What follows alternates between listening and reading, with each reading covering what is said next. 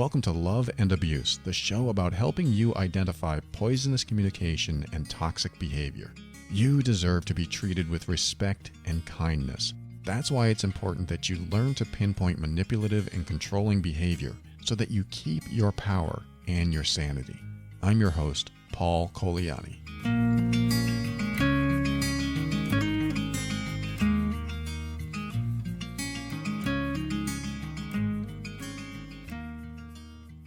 Welcome to another episode of Love and Abuse. All the information on this show is meant for educational purposes only. Always seek a professional for your mental health and well-being, and always pick your battles wisely.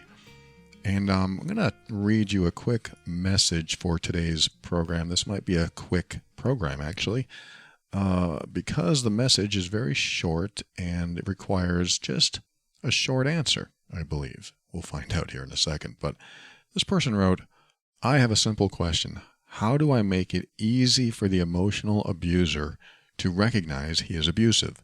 If he can't see it, the relationship will not survive. That was it. That's the question. And I want to thank this person for writing. Obviously, she is working through something in that relationship and she is dealing with this. It's not actually a simple question. It's a difficult question because if you're in an emotionally abusive relationship, most likely what's going to happen is that the person doing the abusive behavior is going to think they're right. So that is the first hurdle when you're dealing with somebody who's being emotionally abusive. They're going to think they're right in what they're doing. They're going to think that they need to do it. They might believe that if they don't do it, then the relationship won't be hanging by the string that it's on now. That might be a little bit of an exaggeration, but it could be close to the truth. They may think that the relationship is only as good as it is, even though it's not that great, or at least it's been very difficult, because of what they're doing. So that is the first hurdle. And because that hurdle exists, I don't think it's a good idea to say, hey, you're being emotionally abusive. I mean, you can say that and you can have a talk about it for sure. And if they're receptive to it, then it might go well. So just scratch what I just said because some people are receptive to it. So if they're receptive to that and you say something like, hey, you're being emotionally abusive, and they're the type of person that says, I am? What? What does that mean? I want to look that up. I want to find out more about that. I don't want to hurt you. Then you can have a good conversation about that. And even if they are receptive to it, there's still another way to communicate this without labeling them, without putting them in the spotlight, without making them feel defensive. At least this might be a better way to do this instead of just saying, hey, you're being emotionally abusive. They may still get defensive, of course, but what I'm about to share with you might be a better way to do it if you're dealing with something like this. So she is asking, how do I make it easy for the emotional abuser to recognize that they are abusive? I don't think it's very easy sometimes. You can say, hey, you're doing emotionally abusive behavior, but even me who does a show on this and has studied this and has been the emotionally abusive person in the past has to explain it in so many different ways in order for someone to understand the magnitude of something like emotional abuse. I mean, emotional abuse is making someone feel bad and especially making them feel bad about themselves. But there's so many variables in there that can make that happen. Because if you just said, hey, you make me feel bad, what are they going to do? They might just say, well, you make me feel bad too. And where do you go with that? Now you have to explain even more or go some other direction with it. And you get stuck in these loops that keep replaying over and over again, these tapes that keep replaying. So again, this is a very good question and not necessarily a simple question. She says that if he can't see it, the relationship won't survive. This is telling me that, she's not going to take it anymore because she doesn't want to be with someone who doesn't understand they're being emotionally abusive and being hurtful. And if he can't stop that behavior, she's probably going to leave. And it sounds like maybe she appreciates the relationship in a lot of ways and probably doesn't want it to end, but She doesn't want the emotional abuse to continue. So let me get to the main point of this episode, which is how to help the emotional abuser recognize they're being abusive.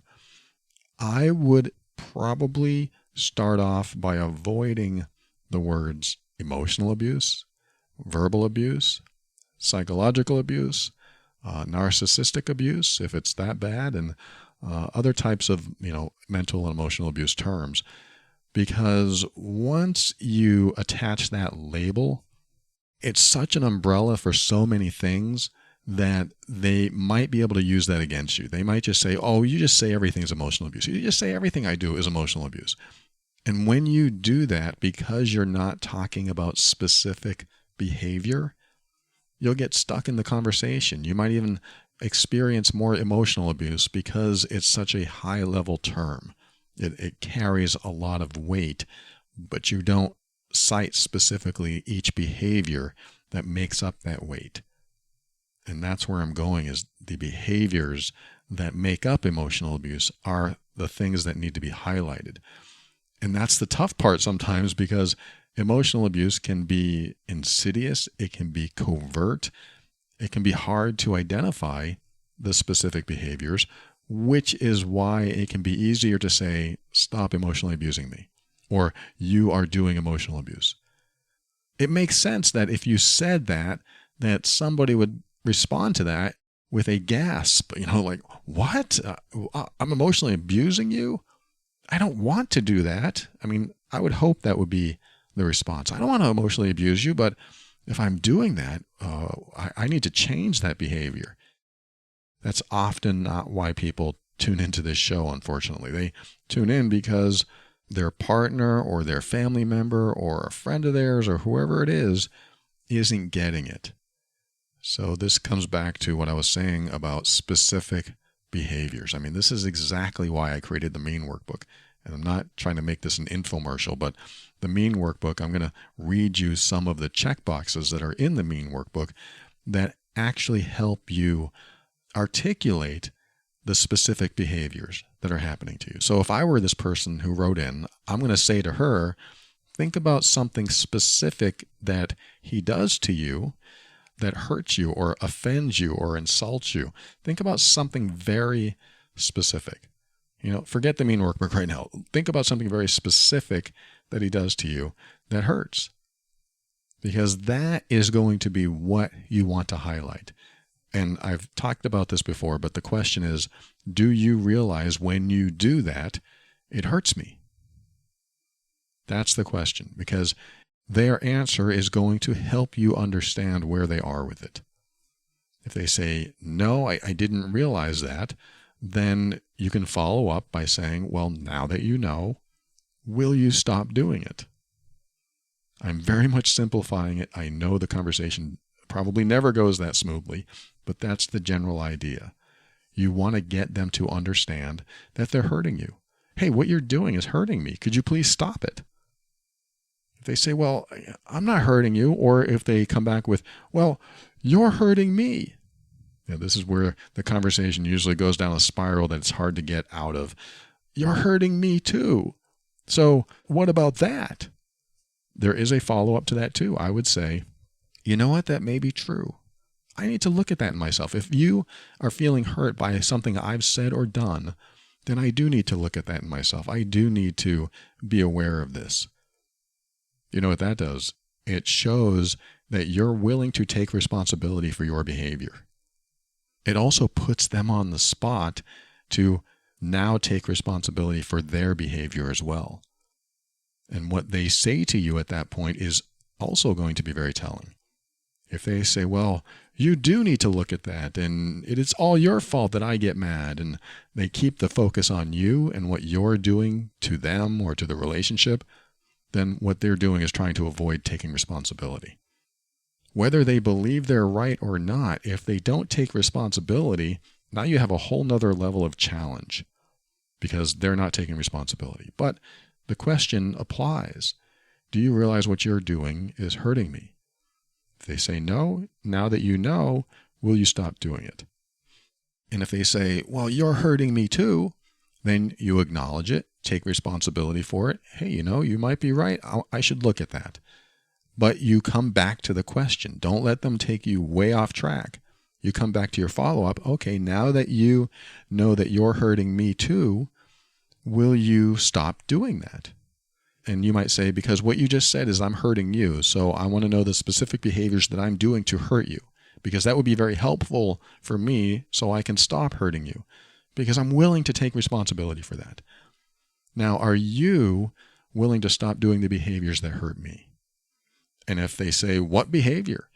This is where you need to be ready with specifics. Well, when I took the garbage out last night and a piece of garbage fell on the floor and I didn't see it, and you went off on me and you were talking about how expensive the carpet was. When you did that, you were chastising me like I was a little child. It made me feel like I wasn't an equal, like I don't have the leeway to make mistakes. It made me feel like you didn't care about me, like you would rather see me hurt than try to help me, like come and pick the garbage up for me, or at least let me know, hey, you dropped something. I think there would have been a nicer way to handle that. But it really hurt me when you said that. And hopefully this person would say, oh, I didn't realize that hurt you, or whatever they say. But it's important to highlight the very specific behaviors so that they understand. Because if you say, hey, you're emotionally abusive, they're not going to know which behaviors you're talking about. Or if they do know, it's because they are consciously abusing you. And I talk about that in the workbook. There's a difference between the conscious abuser and the unconscious abuser. The conscious abuser knows what they're doing. They know they're driving you crazy. They know they're making you feel bad. And they don't care as long as they are in control, as long as they have the reins. And if they're in control, then they feel better, or they believe that's the right thing to do, or whatever. But the conscious abuser is the more dangerous one, because they're probably not willing to change. That's where we come back to the question, do you realize what you're doing is hurting me? And if they say yes, that means they're conscious of the abuse. They're conscious of the hurtful behavior they're doing. And if they say yes, then you really need to soak that in and understand what your position in this relationship is. It is no longer an equal partnership. It is one person dominating and having power over another person. And that is not relating at all. That is not a relationship. That is not an equal partnership.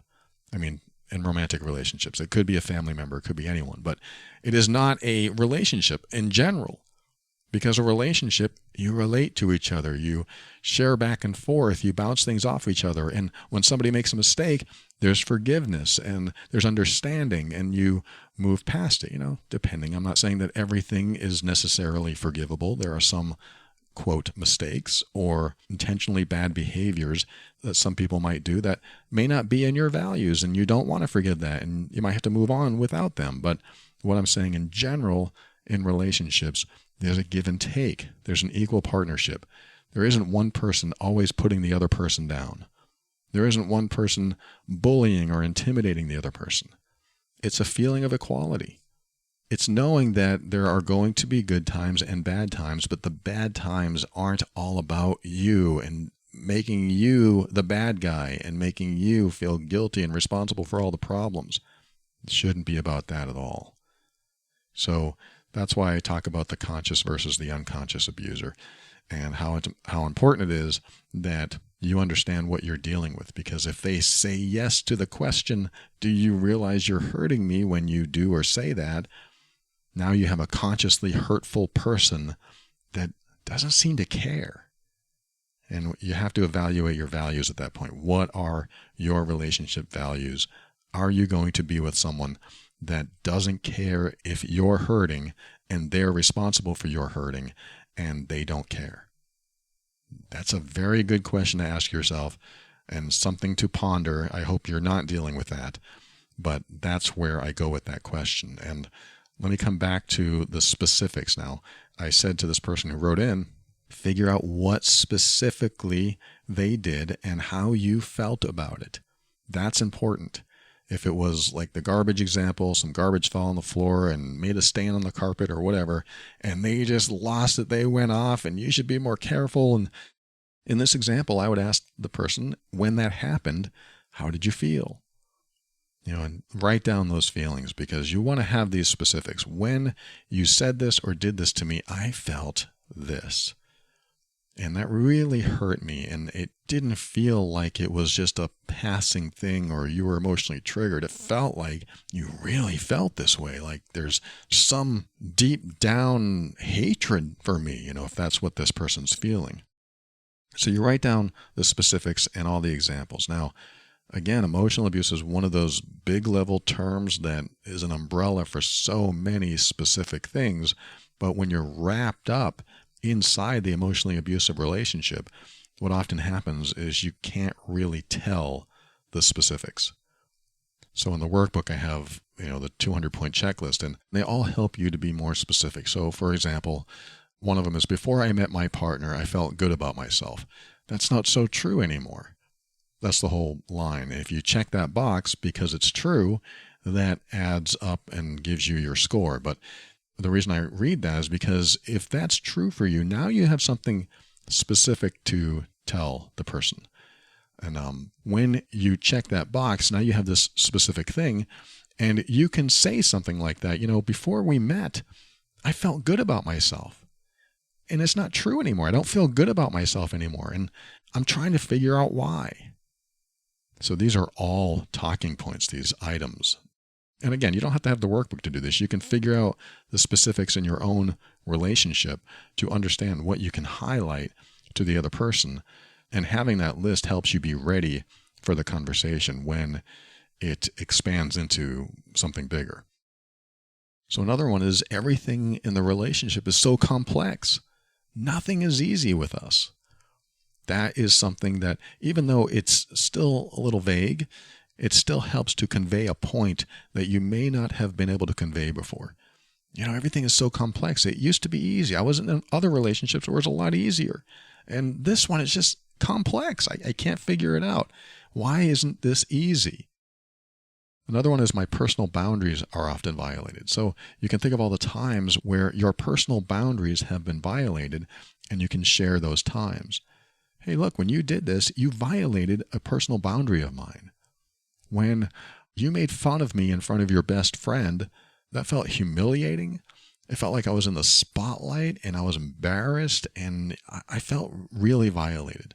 That really hurt me at a deeper level. So that brings it down to a specific. Another one is, I get reminded by my partner that I am sabotaging our relationship. So if that were true for you, I would reword that and say, look, you always remind me how much I'm destroying this relationship.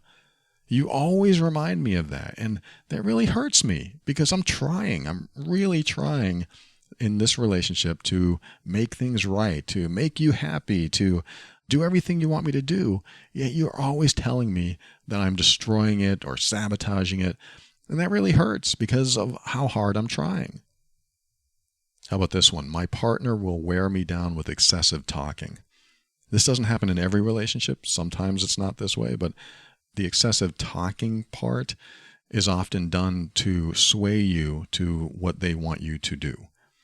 The excessive talking is like they're talking at you, they're explaining things, and they won't stop. They just keep talking and talking and talking. And you just get so annoyed and frustrated and jaded by the conversation, which really isn't a conversation at all. It's just being talked to, until you finally give in and say, fine, whatever you want. They know that's going to happen. I'm just telling you right now, they know that's going to happen. So if there's anything that's conscious, it's probably that.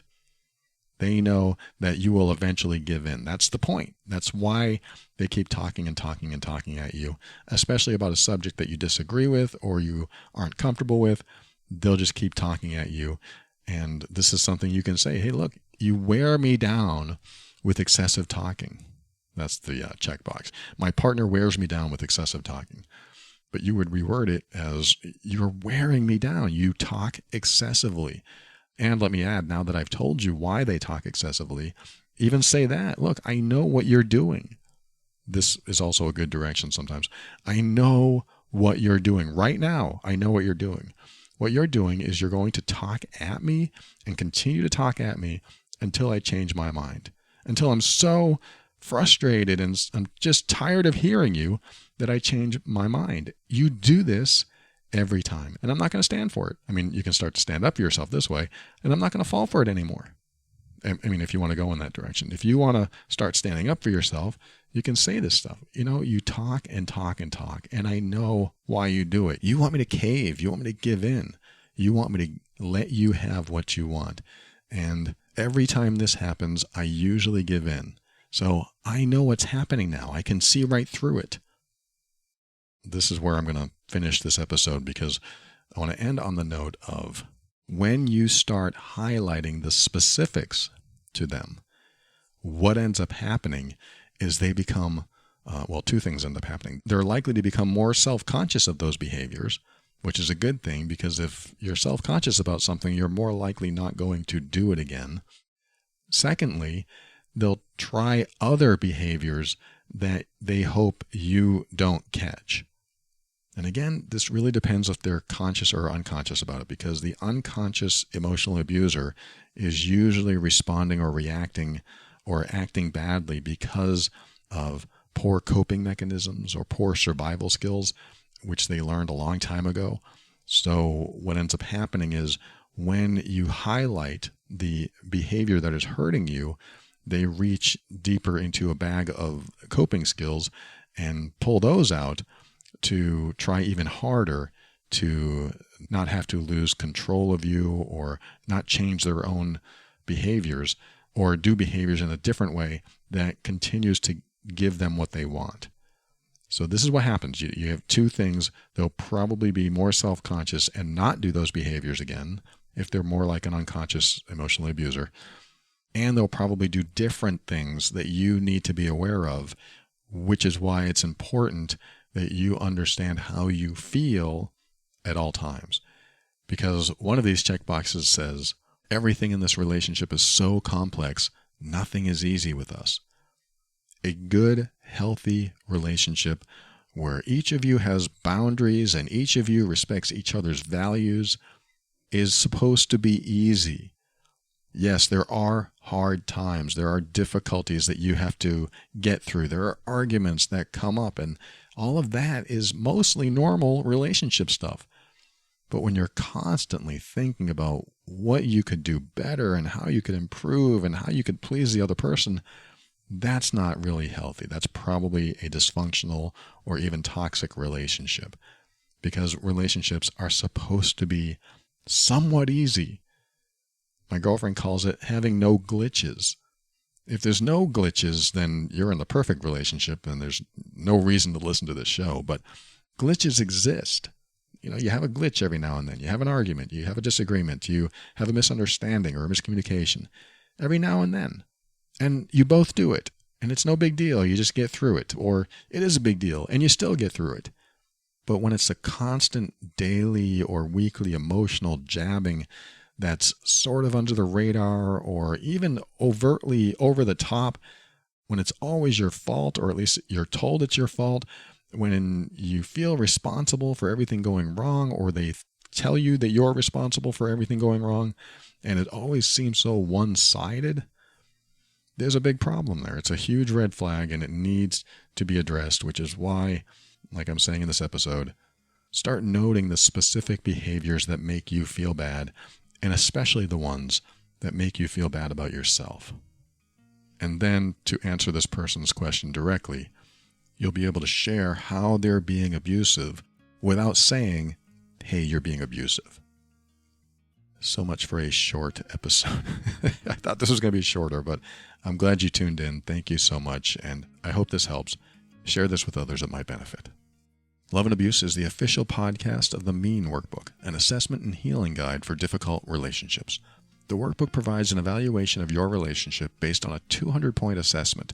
It is geared toward romantic relationships, but many have used it to determine if family members or others in their life are being manipulative or emotionally abusive as well. If you're in a difficult relationship and would like to pinpoint the unhealthy behaviors causing you to leave so many interactions feeling bad, let the workbook help you discover the specific components of bad behavior and put into words what you're experiencing. Get the tools you need to help you reach clarity. Visit loveandabuse.com for more information. And for anyone that has tuned in that feels like they are the emotional abuser and they want to seek help or seek change, head over to healedbeing.com, where I created a program to help you do just that. This show exists to remind you that you are not alone and you're not going crazy. You deserve to be treated with respect and kindness. You deserve honesty and sincerity. You deserve to be treated as worthy and significant, because you are. Thank you for joining me today. We'll talk again soon.